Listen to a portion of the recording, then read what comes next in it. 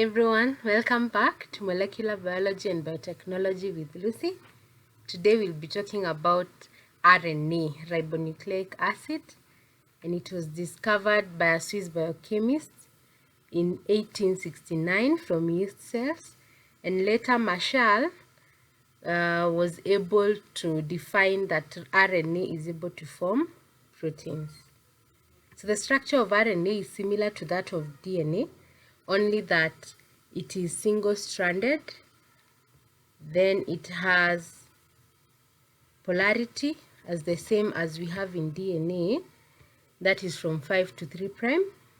It has the sugar, pentose sugar, but in this case it's a ribose sugar. In DNA we said it's deoxyribose.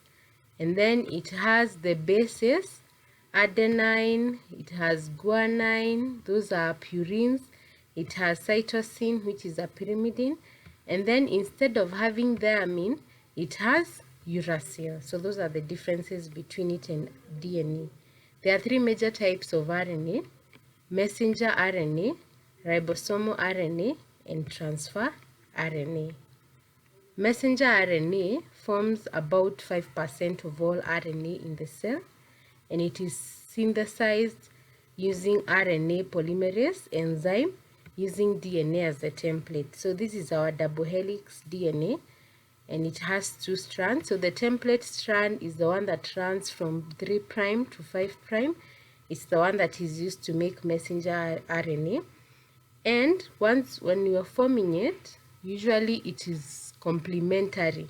So if this is A, then this is going to be U, because we said instead of T we have uracil.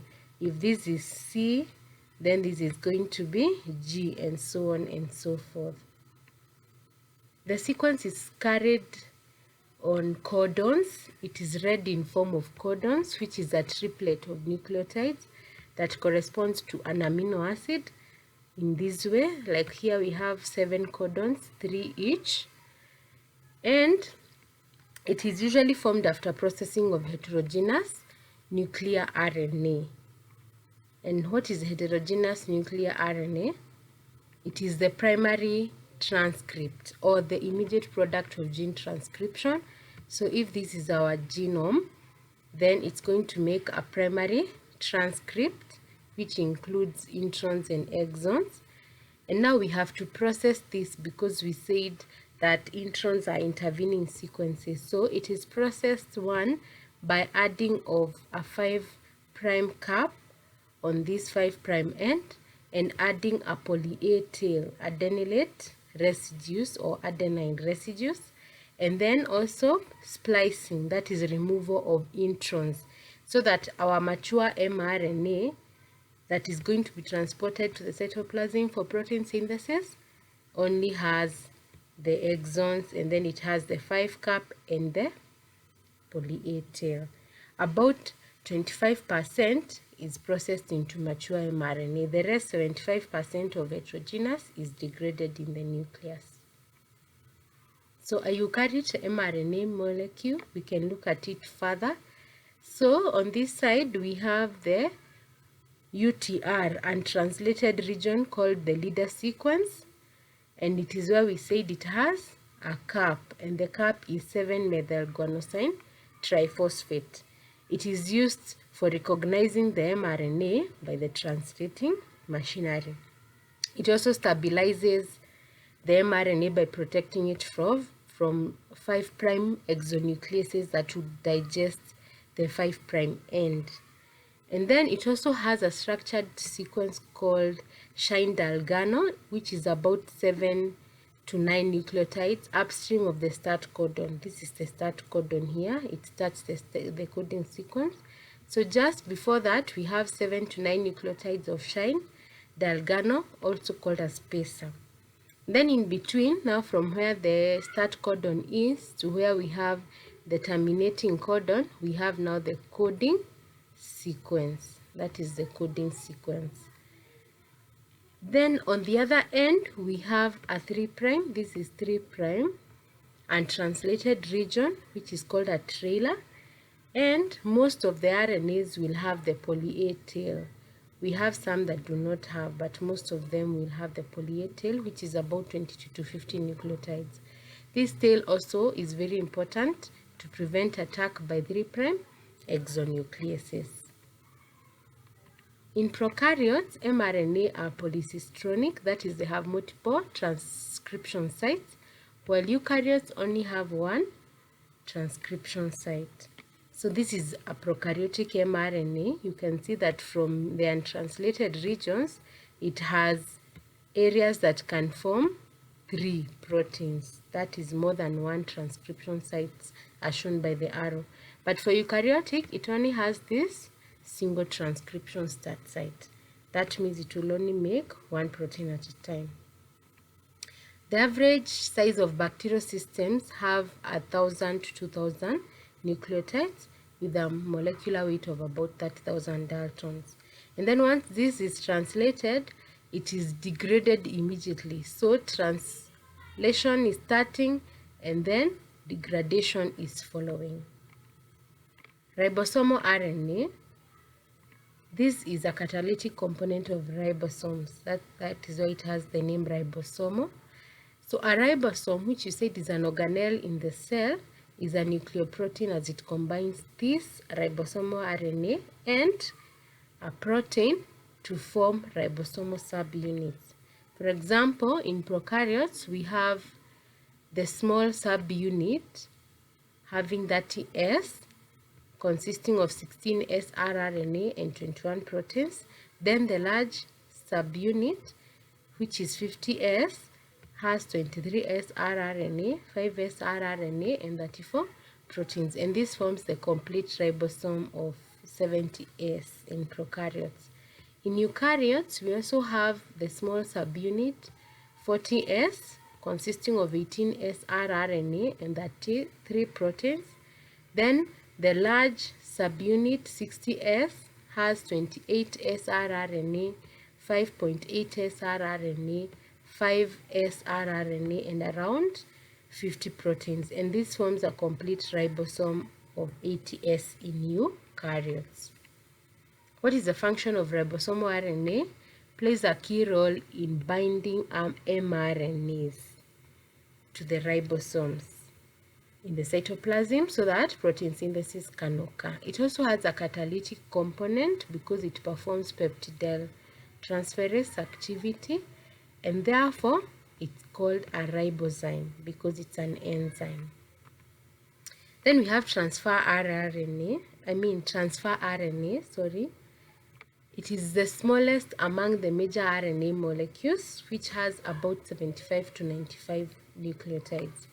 It's actually also called an adapter molecule because it will have a site where an amino acid binds and another site where we will have the codon from mRNA being recognized by an anti-codon. We will look at that in more details. And then at least 20 species of tRNA exist because each amino acid will have its own tRNA. We usually have 20 amino acids. The main 20 amino acids, we'll be looking at them in our next lesson. You shouldn't miss our next lesson on proteins. Then they are also easily soluble, so they can be referred to as soluble RNA. So structurally, tRNAs, we've said the primary structure is the nucleotide sequence. Now the secondary structure is an extensive base pairing structure that generates a clover-like secondary structure. So it is a polypeptide of about 75 to 95, and then internally there is base pairing with hydrogen bonding, forming a clover-like secondary structure that has 5 main loops or arms. The first one is acceptor arm. Here we have the anticodon arm or loop, we have the DHU, we have the thymidine, pseudouridine, cytosine loop, and we have an extra arm which is not in all of them. So in more details, an acceptor arm is at the 3' end. This is the 3' end, and you can see it is not paired. And it has cytosine, adenine residues. You can see them here. And this adenine residue here is the one that is going to bind to the carboxyl group of the amino acids. We look at the structure of amino acids and you realize that it has a carboxyl group which now binds to the 3' end at the adenine position here. Then the tRNA bound with amino acid is called an amino acyl tRNA. So if you have an amino acid that has already attached, that tRNA is called amino acyl tRNA. Now we have the anticodon arm, which is the opposite of the codon of the acceptor arm, this one. So this anticodon arm has around 5 base pairs. Now the most important thing about it is that it is going to bind to a triplet codon on the mRNA. So this is a codon. Remember we said mRNA is read in codons. So if for example we have CCG, then the complementary bases will bind. That means it's an anti-codon, opposite of codon, and they bind using hydrogen bonds. And this now communicates to the acceptor arm for which amino acid this codon corresponds to. Now we have a DHU arm here. It is the enzyme site, and this arm here has around 3 to 4 base pairs, and it is the recognition site for the enzyme. We need amino acyl T RNAs in the chase to be able to add an amino acid to the acceptor arm, and that is recognized at the DHU arm. Then we have another arm, which is a ribosomal arm here. It is opposite of DHU arm. This stands for thymidine, pseudouridine, and cytosine, and it is involved in the binding of the tRNA now to the ribosome. Then the last arm is variable. It's called extra or variable arm. It is in about 75% of tRNA molecules, and most of them are class 1 because they have an extra arm that is short of about 3 to 5 base pairs. But sometimes you can have class 2 where they are a bit longer, having 13 to 21 base pairs. And here is our extra arm. Normally it's here, so this is a short one, so we could have a longer one like that. Yeah. tRNA also forms another complex tertiary structure that is L-shaped because the clover leaf now will again fold at D and T arms into 2 double helical columns that are continuous and perpendicular. So they will fold again. You can see these are 2 double helical, that's the first one, and another double helical arm. And these 2 usually fold into continuous. You can see it's a continuous arm that is perpendicular or 90 degrees of each other. And this is the model. That is all for part 1 of what is RNA. In our next part 2, we shall be discussing other smaller RNA types. Thank you so much. See you in our next lesson.